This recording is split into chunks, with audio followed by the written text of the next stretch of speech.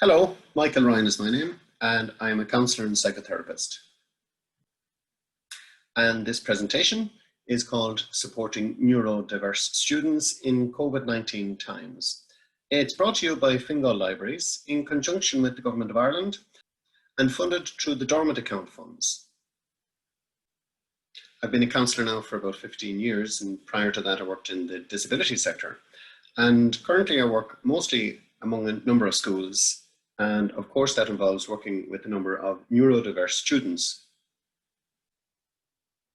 We all know that schools can be a very anxiety-inducing place for all children, but particularly for students with neurodiversities. What are the worst things about school? So there is a list: getting up and getting ready, the journey, the schoolwork, break time, teachers, sometimes it's the assemblies, can be the corridors, the lunch times, the homework, having to do one-to-one with adults or teachers. Some of them hate group work, projects, tasks, and then there's the whole complicated area of friendships. A lot of students were already anxious about school, and then we throw in the whole Covid-19 coronavirus mix into it. So now they're experiencing layers of stress. So you have the virus itself and all the medical implications that brings, things about the economy, maybe things about their own exams and the uncertainty around them. The routine has been thrown out, and they could be worried about their family, or maybe elderly relatives that they can't visit or who might be vulnerable. So when we think about anxiety for students, don't forget to ask the student what things they are anxious about, and then deal with each one by one, the big ones and the small ones, and try and keep going till they exhaust their list.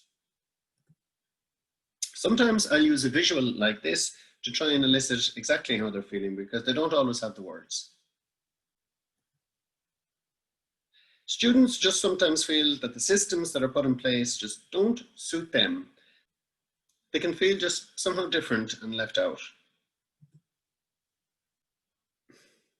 As I did some research during the lockdown, which shows that most people with neurodiversities would have had heightened anxiety during the lockdown, would have experienced more meltdowns, and their parents didn't feel that maybe the school were going to be able to support the student in the best way possible when they return to school. So let's look at some COVID changes in the schools. So students now will experience screens between maybe the teachers and themselves, maybe bigger spaces between the desks. There'll be people wearing masks, PPE equipment. There's different types of movement on the corridor. In fact, this is probably positive because it's mostly one way and less hustle and bustle. One of the challenges is that staff changes occur at short notice, and that's because some people maybe have been close contacts, have to quarantine or self-isolating. And so there's a lot of sub-teachers and temporary teachers being brought in. Sometimes a class or pod, bubble or cluster might be asked to isolate or quarantine. And some schools actually have brought in little systems whereby there are certain teachers will do check-ins with individual students, maybe morning and afternoon. And if that is a thing that happens in your school, you should consider that for anyone who wants any additional support. You can get additional supports through the National Council of Special Education or As I Am or Middletown Autism websites. So in a lot of situations now in schools, there is what we call blended learning. So some of it may happen at home, some of it will happen in the classroom, and it's just a mix of both. So we're all getting used to our school looking slightly different. There's a lot of things like hand sanitizers around the place in all different formats. People are wearing masks and visors, and some of those might seem a little scary. There's a lot of new signage in schools also, on the ground, on the walls, and sometimes on the seats, and outside in the yard, of course, also. The classrooms look different, the seating arrangements are different, lecture halls are different, and sometimes it's remote learning, of course. In kitchens and laboratories, of course, there are going to be less people also, so the configuration there is going to be different too. If you have to do some of your schooling at home, it's important that you have a good desk and chair, Try and ensure you have good, strong Wi-Fi where possible. Attend to things like cameras and headphones and the ergonomic space in which you work. As a lot of assignments and homework are submitted online now, it's a good time for students to brush up on their typing skills and IT literacy, and to ask the school about assistive technology. And research also will mostly be done online because there'll be much less books involved, as a lot of the libraries are closed to prevent the handling of books. So here's a little mnemonic for preparing for school. Bustle. B, bags and books. U, uniform and jacket. S, sports, science gear and the sanitizer. T is for your travel card. L is for your lunch, which may include money, and don't forget the drink. And then extras like masks and wipes and phone. You may be due to bring in a project. You might want to bring your stim toy. And don't forget, you might need some forms signed or slips or medication if you need it. Some school in-house supports then to consider. So schools should give clear directions in relation to alarms and emergency plans, as they may have changed since the school configuration has changed with Covid-19. Schools should try to identify potential peer mentors for the neurodiverse students to link in with. It's helpful to have visuals around the school to explain the processes. The school should consider teaching relaxation techniques if they don't already do so. That's helpful for all students.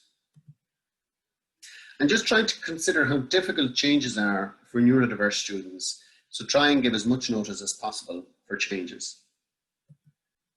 And the school can look into the use of assistive technology and use it where appropriate.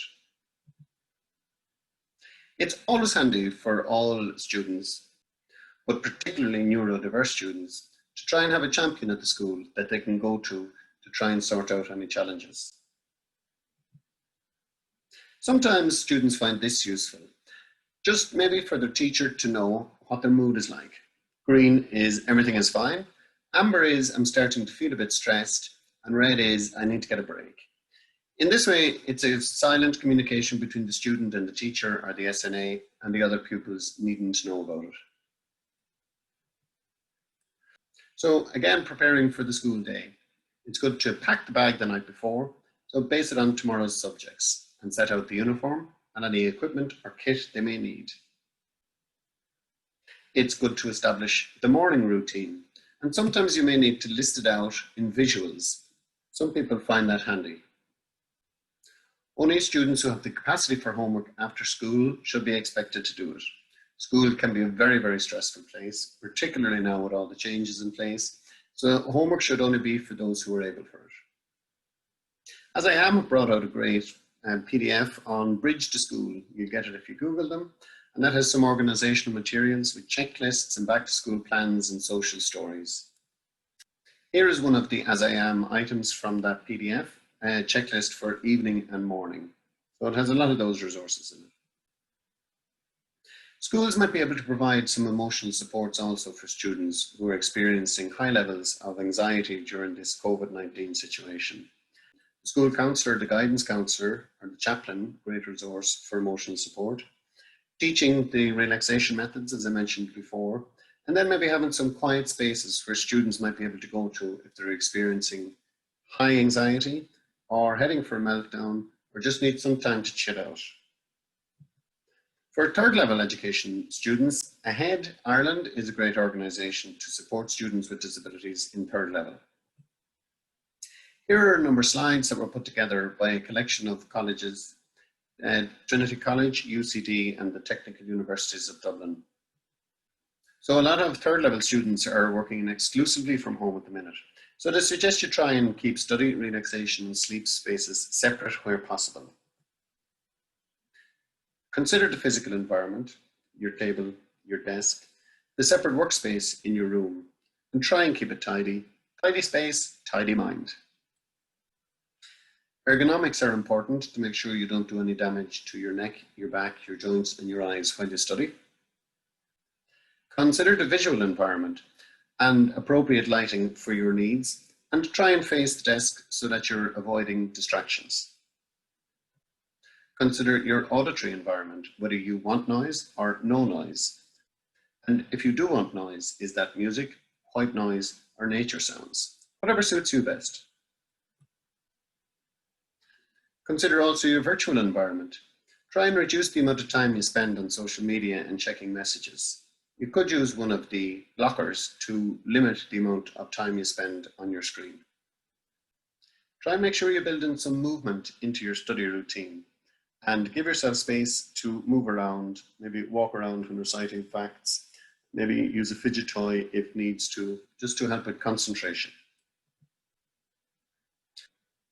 Don't forget your family and friends also. Your social environment is important, so try and build in time to connect with others. Try and plan it out. It's a good idea too for third level students to have a routine and a structure to their day. Use whatever means work best for you when you're doing your planning. That could be post-its, or it could be just visuals like this through mind mapping.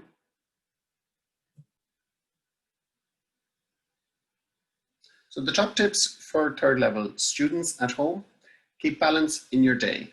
Make sure you put reminders around to cue yourself on activities. Include others from time to time. Get a good regular sleep-wake cycle going. We all need about 7 to 9 hours of sleep a day. So remember, it is about balance. So one thing impacts on another when you're out of balance. Make sure to get dressed every day and not do everything in your pajamas. And remember, be kind to yourself and others.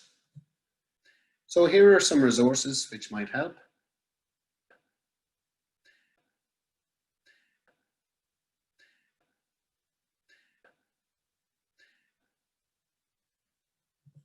And here are some mental health resources.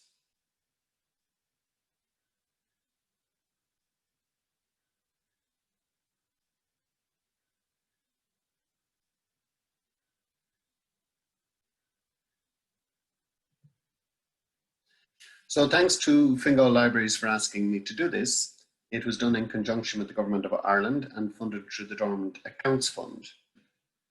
This is Michael Ryan signing off. Thanks for tuning in, and I hope you got something out of that. Good luck with it all.